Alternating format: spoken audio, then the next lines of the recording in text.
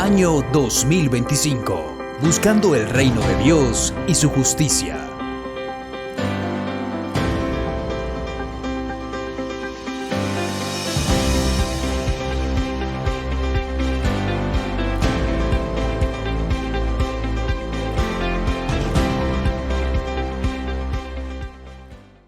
Para más desbordante y derramado sobre el regazo.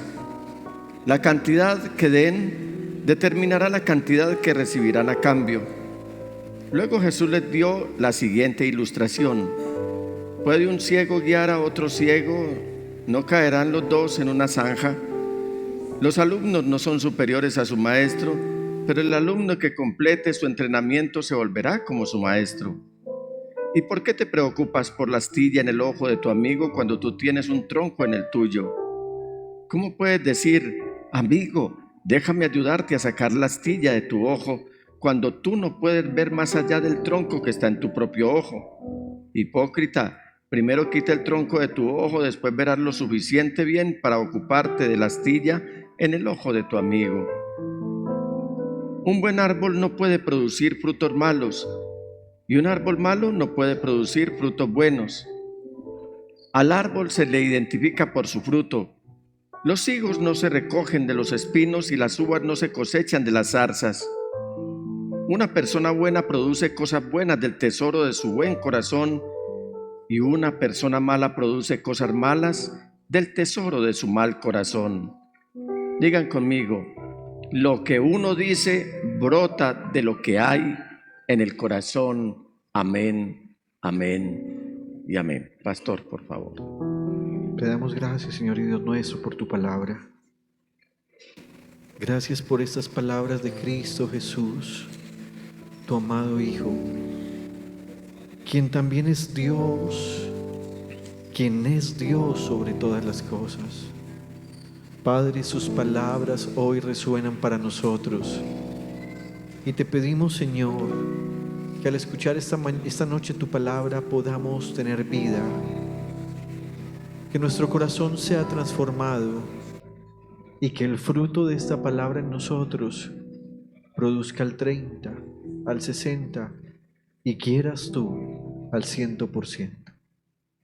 Oro a ti, mi Padre, en el precioso nombre de Jesús y en el poder de tu Espíritu Santo. Amén y amén. Y amén. Gracias, pastor. Siéntete, iglesia, por favor.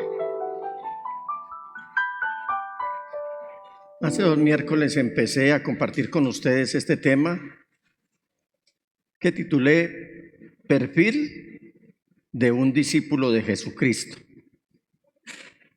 Y lo tomamos, esta lección, sobre la base de este sermón del que conocemos: el sermón de la montaña, el sermón de la planicie, el sermón del monte, bueno, como lo quiera llamar.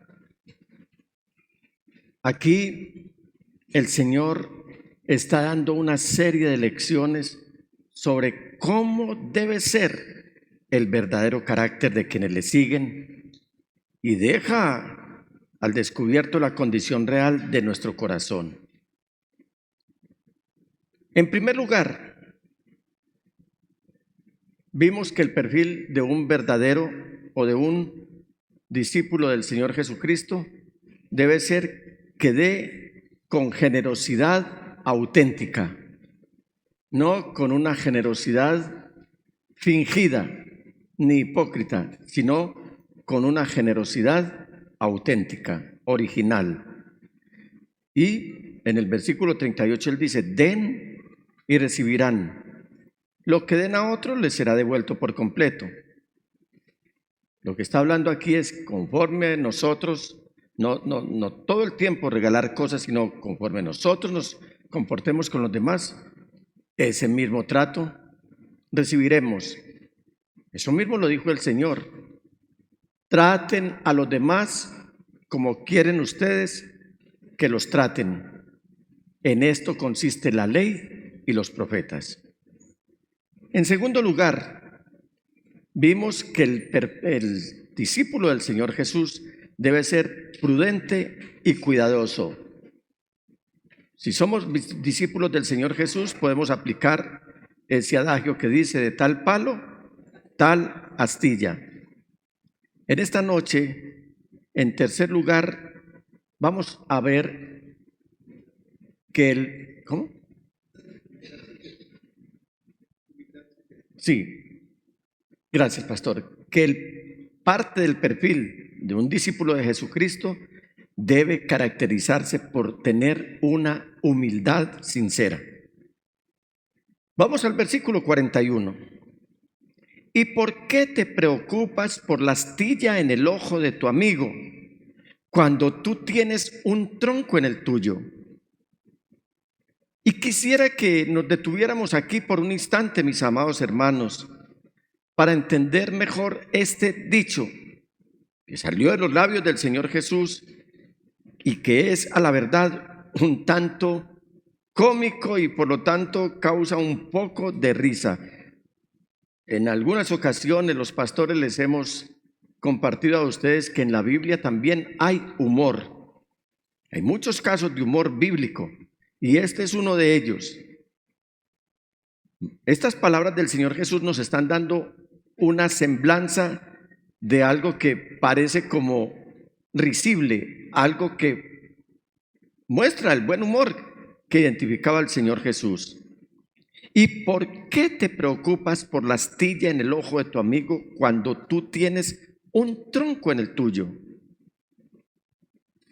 O sea, el Señor nos está mostrando que aquí hay un personaje con un tronco metido en el ojo.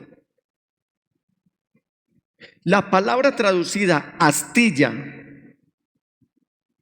aquí no se refiere a un palito, ¿conocen los palillos de dientes para limpiarse los dientes? No se refiere a eso, sino que se está refiriendo a una gran viga estructural. Todos conocemos lo que es una viga. ¿Para qué sirve la viga? Sirve como, esto es un soporte de madera que sirve, que es tan grande que sirve para sostener el techo de una casa o de una edificación. Entonces, vamos metiéndonos aquí, vamos haciendo esta figura. Una persona, tenemos una ilustración en pantalla. Pensemos en una persona con un tronco metido en el ojo, un tronco de madera, una viga. ¿Mide cuánto? Normalmente una viga mide 6 metros y uno a duras penas mide, pues yo no voy a decir mi estatura porque es obvia y cada uno conoce su propia estatura. A ver, ¿cuánto miden ustedes? Y no me digan lo que dice la cédula, la estatura que está en su cédula, dígame la estatura real. Y sé que muchos se van a decepcionar. Pero el promedio del pueblo latinoamericano, el promedio de estatura es más o menos. Ahora, yo no es que sea muy bajito, lo que pasa es que uso zapatos muy hondos, entonces por eso me veo un poquito bajito. Pero pensemos en una persona como yo, con una viga de 6 metros en su ojo, que está atascada en mi propio ojo. Ustedes pueden pensar qué pasa cuando yo voy caminando por cualquier lugar, ya sea en la ciudad, ya sea por la calle, ya sea en el templo, en mi casa. ¿Qué pasaría? Yo creo que derribaría todo, aparte del pavor que produciría en la gente.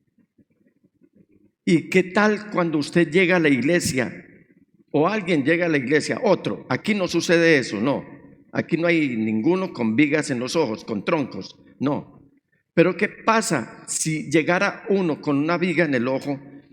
Yo creo que todos nos veríamos entrar a ese hermano o a esa hermana y empezaríamos a agacharnos para esquivar, para que no nos fuera a golpear, para esquivar un golpe que podría causarnos algunos hematomas.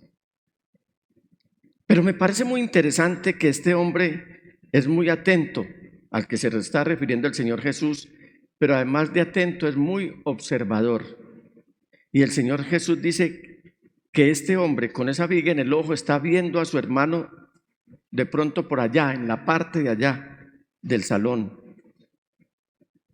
Y aquí hay una implicación que quiero resaltar, y es que este que tiene la viga en el ojo se está fijando en otro creyente que está en el mismo templo, que está en un rincón, está en el otro extremo.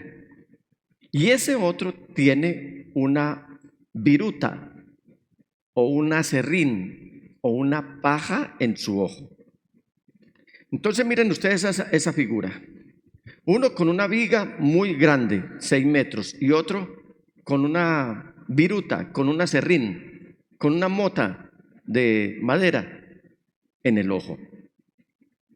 Aquí las versiones bíblicas que hablan de la paja en el ojo, la astilla en el ojo, la viruta en el ojo, se puede traducir como un pedacito de aserrín. Qué fácil se le va a uno un pedacito de aserrín. Es más, no necesita hacer el aserrín. A veces uno va por la calle y se le va un mosco al ojo o se le va un sucio al ojo. ¿Cómo queda uno con un sucio en el ojo? Inmediatamente la irritación aparece, por un mecanismo natural empieza uno a sobarse los ojos, lo cual no se debe hacer. Y mire usted el trauma visual que produce el llevar una viruta o un pequeño pedazo de aserrín en el ojo. Pero aquí lo más importante para tener en cuenta es que ambos hombres, hablemos de dos hombres, no de mujeres, sino de dos hombres, tienen el mismo problema. Una mota de aserrín y una viga o un tronco de madera son idénticas en naturaleza, pero hay una diferencia. La única diferencia es el tamaño del problema. Ambos tienen el problema en el ojo. Lo que vamos a analizar es el tamaño del problema. ¿Cómo es el tamaño del primer hombre, del primer hermano que vamos a mencionar, que hemos mencionado en esta noche? El tamaño del problema del primer hermano es grandote. Y sobre todo, tenemos al otro en el otro extremo del salón que apenas está comenzando a tener un problema. No lo tiene tan grande como el otro hermano. Y aquí el señor o la señora o el hermano o la hermana con la viga, con el tronco, está tomando atentamente nota de todo lo que le está sucediendo al hermano que tiene la aserrín. Y me sorprende que el hermano o la hermana, quien quiera que sea, con la viga, está viendo algo, y mucho más a distancia, y mucho más viendo una pajilla, un aserrín en el ojo del otro. Esto es como para uno reírse.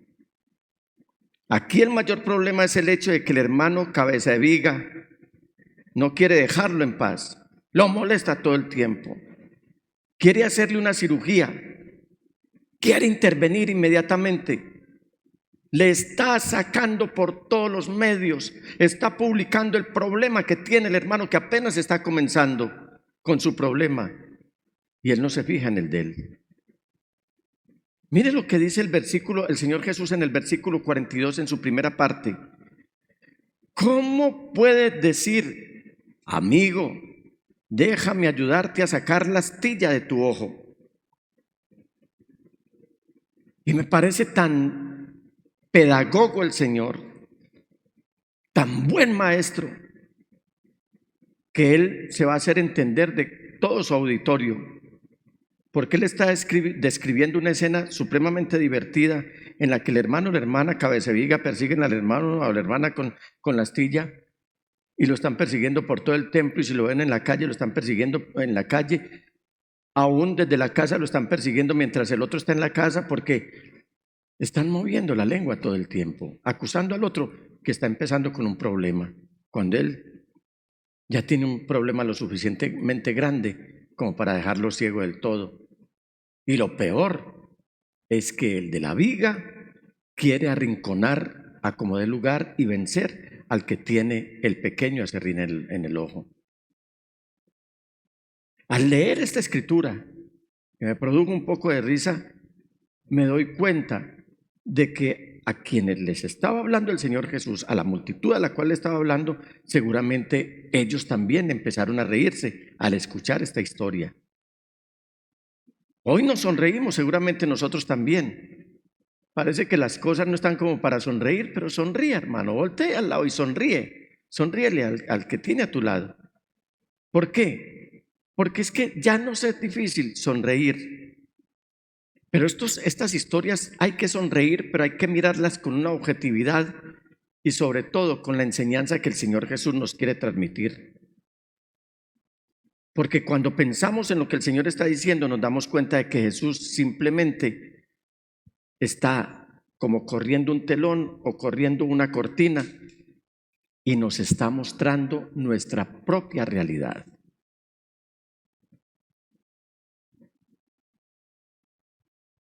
Y voy a hacer un juego de palabras aquí. Digamos que una justaposición, esa técnica de generar un contraste. Es evidente que muchos en la iglesia tienen ceguera y una ceguera sorprendente, sobre todo cuando se trata de nuestro pecado, pero una capacidad de observación igualmente sorprendente cuando se trata del pecado en la vida de otra persona. Miramos a nuestros pecados a través de un telescopio, muy lejos, muy retirados, muy pequeñitos, pero miramos el pecado del otro hasta con un microscopio. Buscamos, hurgamos por todos los lados para ver cómo lo podemos acusar. Y lo peor de todo es que detectamos muy fácilmente la paja en el ojo de los demás y no prestamos a la viga en nuestro propio ojo. Ahora, Jesús no va a decirle a sus discípulos, pero no se preocupen por esto, no se preocupen de esto, tampoco se trasnochen por esto. Es que esa es nuestra naturaleza. ¿Ustedes no han notado que la mayoría de los noticieros hoy día tienen una sección que se llama de la farándula y regularmente están hablando del problema de los demás? Y están poniendo en el escarnio público a los demás. Esas secciones no son gratuitas. Ahora años eso no existía en los noticieros, pero hoy todos los es más, hay programas completos con respecto a ese tema. ¿Ustedes qué creen que por qué los medios de comunicación detectaron que eso vende? Porque la naturaleza del ser humano es estar mirando el aserrín en el otro y no fijándose en su propia viga. Y el Señor no está diciendo aquí, tranquilo, no se preocupen por esto. Yo estoy poniendo esta comparación, es más, tomé un tiempo como para hacerlo reír en mi predicación. Esto es nuestra propia naturaleza.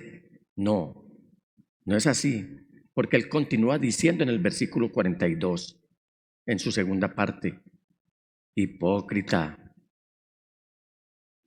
primero quita el tronco de tu ojo, después verás lo suficientemente bien para preocuparte o para ocuparte de la astilla en el ojo de tu amigo.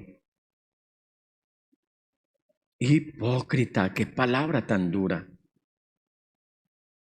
Esa palabra designa o al actor de teatro o de cine que está representando a otra persona, está fingiendo ser otra persona, o al que vive también una vida doble.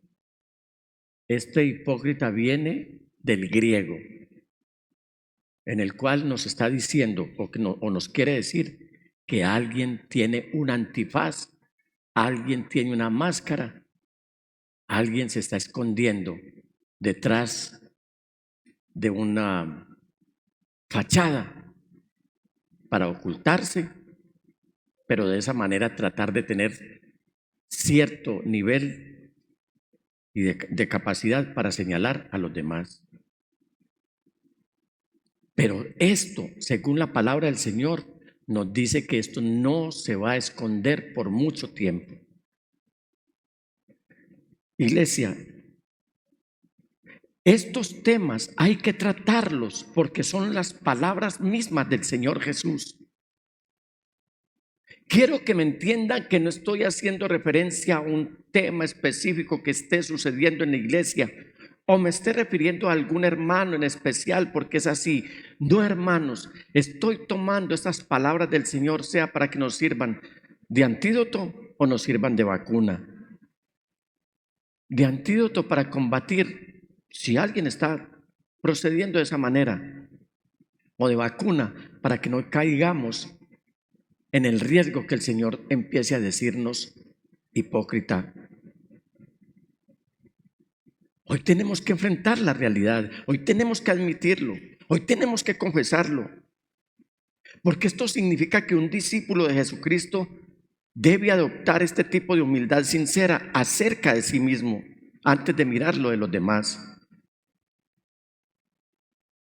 Una sinceridad en humildad es reconocer nuestro pecado y venir al Señor Jesús pidiéndole perdón. No podemos perder de vista que una de las trancas, de una de las vigas que impide tener íntima devoción con el Señor Jesús es precisamente el que se nos olvidó pedir perdón y reconocer cuando hemos pecado o hemos cometido alguna falta.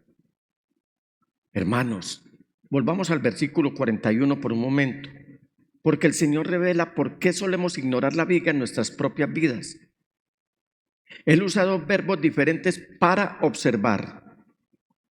Y yo le invito a que, si usted tiene la Biblia en mano o si está tomando nota, subraye estas palabras. El Señor Jesús dice, versículo 41, ahora lo voy a leer en la versión 60. Los otros textos los tenía en la Nueva Traducción Viviente. Voy a tomar este texto en la versión Reina Valera del 60. ¿Por qué miras la paja que está en el ojo de tu hermano? Este está en un tipo de rojo. Bueno, ahí parece que no hay distinción. Y no echas de ver la viga que está en tu propio ojo. Una cosa es mirar la paja, mirar, y otra cosa es ver. Y el primer verbo que vemos aquí es mirar. ¿Cuál es el primer verbo que vemos? El verbo mirar, que es una palabra que significa observar correctamente, ver con entendimiento, o sea, a sabiendas. Entonces el hermano o la hermana cabeza de viga observa correctamente que su hermano tiene un problema. Está haciendo un análisis, está haciendo una radiografía. Pero el Señor Jesús luego pregunta, ¿pero por qué no echas de ver la viga en tu propio ojo? Entonces, en esta es observar correctamente, ver con entendimiento. Pero en esta segunda es ver con reflexión, ver pensándola, ver analizándola. En otras palabras, lo que el Señor nos está diciendo es que este hombre no ha reflexionado sobre su propia vida, que no ha pensado sobre su propia vida, que no se ha hecho un autoanálisis, no ha reconocido sus propias luchas, no ha reconocido sus propios fracasos. Y aquí me da la impresión que esto implica que este hombre prefiere concentrarse en todos los demás mientras ignora su propio pecado.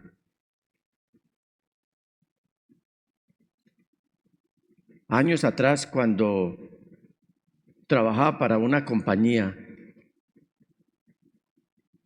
un muchacho que no recuerdo, Héctor, bueno, espero que él no me esté viendo ahora, porque sí está vivo, no voy a decir el apellido, hay muchos Héctor, ¿cierto?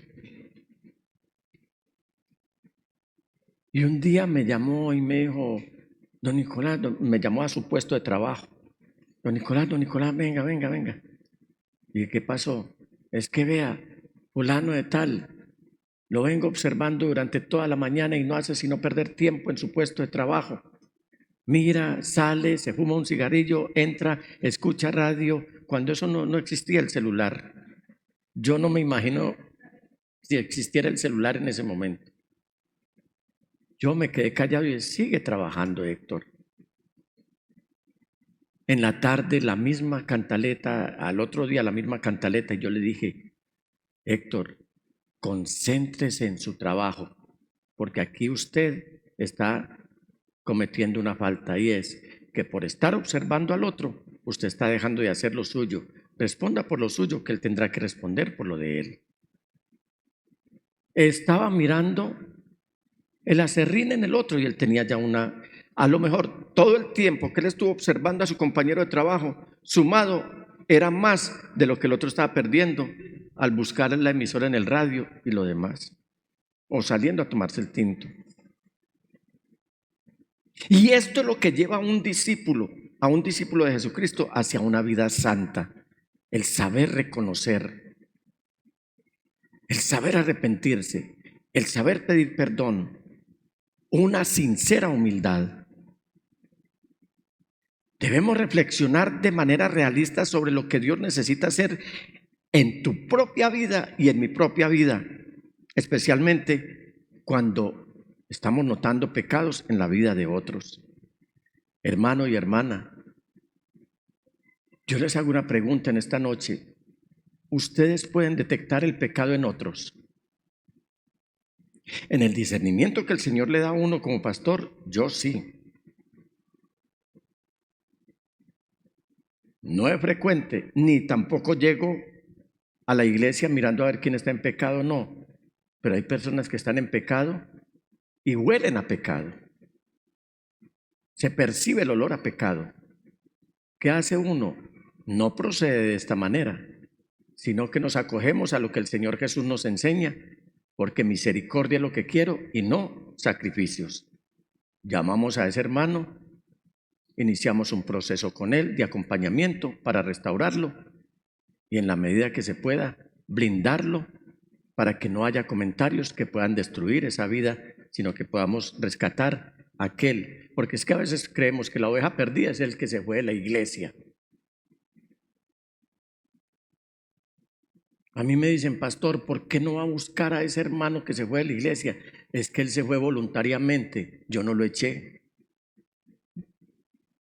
Hay ovejas que se han perdido porque pecaron y esa sí es una pérdida. ¿Qué debo hacer yo como pastor? Traerlo con compasión y misericordia y tenerlo lo más cerca a mí para, por medio de la instrucción de la palabra y el acompañamiento espiritual, él pueda volver a ser restaurado. Mire, hermanos, hay gente que es especialista en detectar el pecado en los demás. Y yo les pregunto, ¿ustedes pueden discernir las debilidades de otro hermano? Pueden inclusive ver la astilla más pequeña en los ojos de su hermano.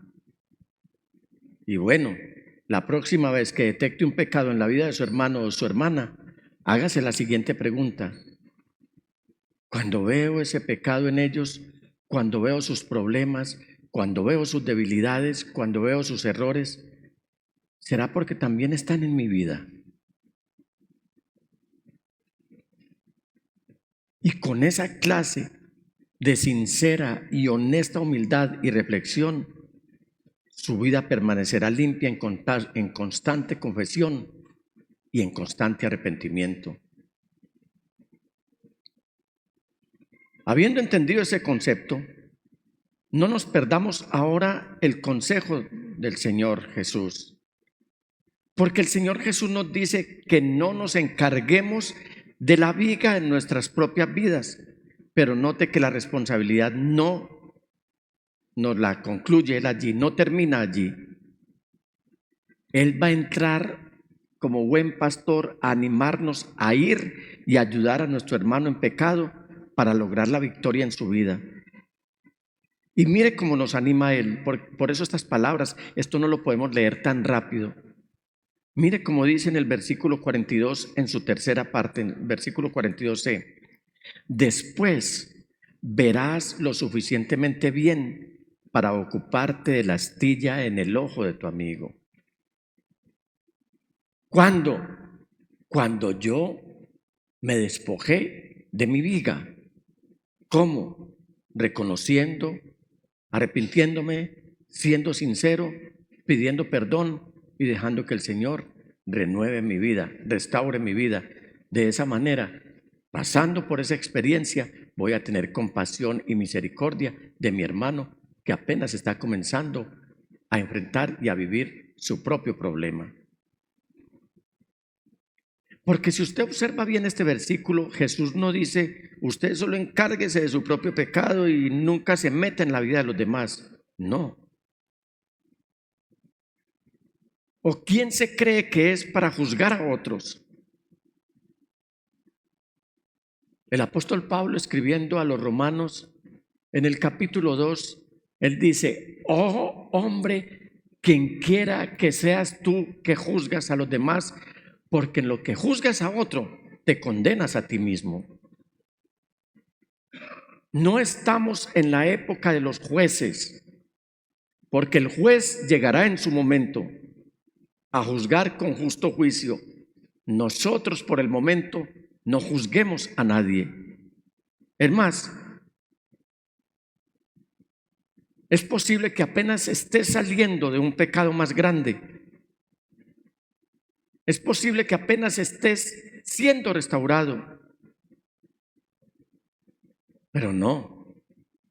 El Señor Jesús dice, ahora usted está listo para ayudar a su hermano.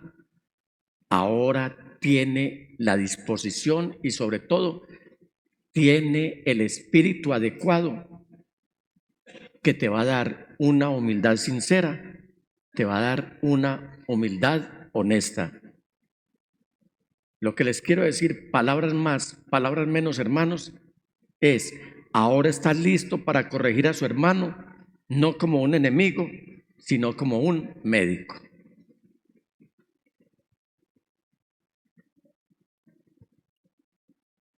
Si procedemos de esa manera, es muy probable que Dios quiera utilizarlo en la vida de otros, para ayudar, para alentar, para confrontar y para orientar. Pero es esencial que usted, hermano, crezca en estas áreas con las que Jesús nos está confrontando en esta noche. Esto no pasó solamente en la historia. Estas palabras tienen vigencia para hoy, 18 de junio, miércoles de 2025. Porque los cielos y la tierra pasarán, pero sus palabras jamás pasarán. Si procedemos con esa sincera humildad, es posible que sea parte de la formación que el Señor le está dando a muchos en la iglesia para poder ser pastores, evangelistas, misioneros, maestros, líderes en la iglesia, líderes de jóvenes, líderes de damas, líderes de señoritas, líderes en la iglesia infantil, cuando aprendamos que es esencial que crezcamos en la vida espiritual con compasión y con la firme intención y el propósito generalizado en nuestras vidas de ayudar, de alentar, de confrontar, pero también de orientar. En 15 días, con el favor de Dios, les compartiré otra parte del perfil del discípulo de Jesucristo que he titulado Integridad Interior. En 15 días veremos, con el favor de Dios, integridad interior. Hay una pregunta, hermanos. ¿Cuántos creen en esta noche que están listos para ayudar a algún hermano que está pasando por dificultades? No hablo de ayuda monetaria, no, sino de extender esa mano amiga, sobre todo de compartir las experiencias con la otra persona y hacer de esas experiencias una escuela que le va a servir para poder comprender al otro cuando apenas esté empezando a tener su propio problema, ya sea de pecado, de error, de escepticismo, que esté enfriándose espiritualmente, tantas cosas que afectan a un hijo de Dios y más ahora en un mundo convulso como en el que estamos viviendo. Pregunto, ¿cuántos están listos hoy para hacerle caso al Señor Jesús cuando nos está diciendo que ayudemos a alguien? ¿Cuántos están listos? Levante su manito. Vea qué bonito grupo, mis amados hermanos. Esto es nobleza de su parte. ¿Cuántos están listos para alentar a otros que estén desanimados, que estén fríos, que estén tristes. ¿Cuántos quieren y están listos para alentar a otros? Gloria a Dios. ¿Cuántos con temor de Dios y sobre la base de la misericordia están listos para confrontar a su hermano cuando lo vean que está procediendo en contra de la voluntad de Dios y en contra de su palabra? Para hacer esto hay que tener el poder del Espíritu Santo, hay que tener sabiduría, hay que tener mansedumbre, pero sobre todo compasión, que es muy distinto al pesar, y confrontar a la persona. Pero después de confrontarla, yo creo que todos somos llamados para orientarlos y de esa manera no perdernos ni salirnos de este camino que nos conduce a la salvación. Con humildad, todo con humildad. No nos alteremos. Yo sé que a veces nos molestamos cuando otro está haciendo algo, pero primero revísate. Primero revísate y te darás cuenta que no estás autorizado seguramente para ayudar a otro, pero después de que venga ese arrepentimiento, humildemente, esto te va a caer como un aliciente, como un ungüento, te va a llenar de mansedumbre y te va a dar las suficientes fuerzas para ayudar, para alentar y para confrontar a tu hermano y por supuesto para orientarlo también. Vamos a presentarnos delante del Señor en esta noche. Vamos a decirle al Señor: Señor, qué risa con esta enseñanza que me has dado.